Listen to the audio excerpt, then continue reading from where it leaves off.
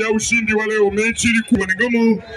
Sasa tumsikilize semaji, anataka kuzungumza nani. Kwako semaji, funguka baba. Wana Simba,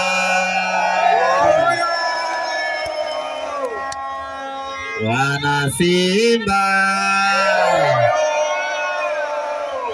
ubaya, ubaya, ubaya.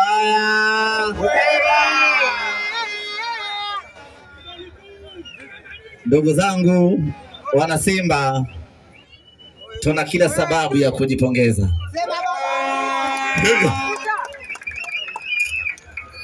Ukisikia jini ametoka,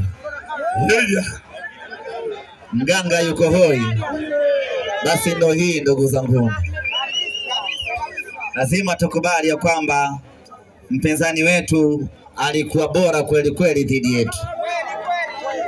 Kama sio ukubwa wetu na kama sio uzoefu wetu wa kucheza hatua za knockout, hii leo tungekuwa tunaangukia pua.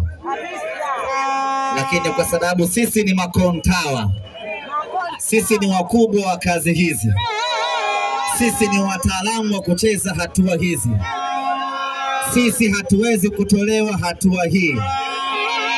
Tumefanikiwa, tumewatoa, tumeenda hatua inayofuata.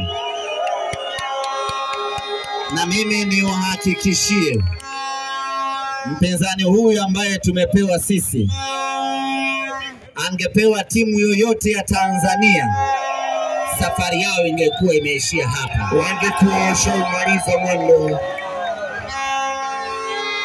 Hakuna timu yoyote katika tatu za Tanzania zinazoshiriki michuano ya CAF msimu huu ina uwezo wa kumfunga huyu bwana. Ni Simba Sports pekee. Tuna kila sababu ya kujipongeza.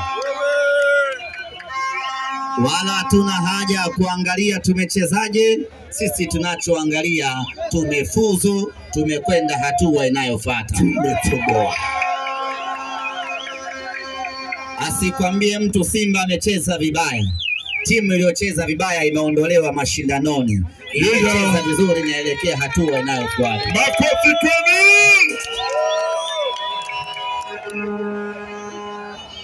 Mpira ni mchezo wa wazi, wala hakuna haja ya kufichana.